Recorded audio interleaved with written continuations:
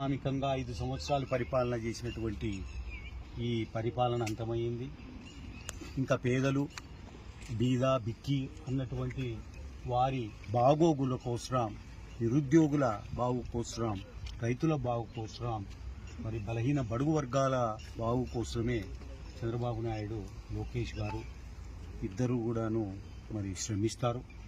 తప్పనిసరిగా వారికి న్యాయం జరిగేంత వరకు కూడా, ప్రతి కుటుంబానికి న్యాయం జరిగే వరకు ఊరుకుండరు. కానీ ఒకటే నేను నా దృష్టికి వచ్చినది చెప్తున్నా, చంద్రబాబు నాయుడు గారి దృష్టికి కూడా తీసుకెళ్తాం తొందరలో. కొంతమంది నందికొట్కు నియోజకవర్గంలో ఇంకా వాలంటీర్ వ్యవస్థ అనేది ఏ రకంగా ఉంటుంది, ఏంటి పద్ధతి, ఎంతమంది ఉంటారు, అసలు ఉంటుందా లేదా అనేది కూడా తెలియకముందే నేను వాలంటీర్గా చేస్తాము అని ₹1,00,000 గుంజుకుంటున్నట్టుగా మనకు ఒక సమాచారం ప్రతి గ్రామం నుంచి వస్తూ ఉంది.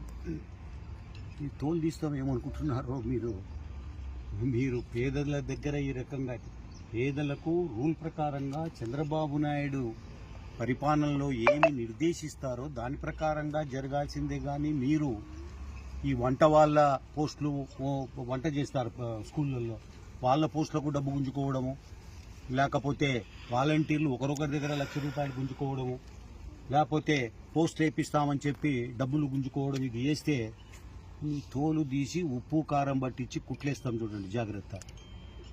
ఈ పేదల ప్రభుత్వం చంద్రబాబు నాయుడు గారికి ఏ రకమైన మచ్చ వచ్చినా ఒప్పుకునేది లేదు. అందుకే మేము ఇంతకాలము ఈ అవినీతి పరిపాలన మీద మేము యుద్ధం చేశాం. మరి తెలుగుదేశం పార్టీని గెలిపించుకున్నాం, ఈ దొంగనా కొడుకులను ఓడగొట్టినాం. మీరు కూడా ఈ రకమైన పద్ధతుల్లో పోతే మీకు శాస్తి తప్పదు. మీరేదో వాలంటీర్ పోస్టుకు ₹1,00,000 లేకపోతే ఇంకోటి గ్రామాలలో లిస్టు తయారు చేసుకొని చేస్తున్నట్టుగా తెలుస్తుంది. ఒప్పుకునే ప్రసక్తి లేదు. చంద్రబాబు నాయుడు గారు అసలు ఒప్పుకోరు దీనికి. అవినీతి లేనటువంటి పరిపాలన ఇవ్వాలని మేమంతా కూడా, అది ఎక్కడైనా కానీ ఆంధ్రప్రదేశ్లో లేకుండా నంద్యాల పార్లమెంటులో ఎక్కడైనా దానికోసమే కృషి చేస్తాం, శ్రమిస్తాం తప్ప ఇంకోటి కాదు.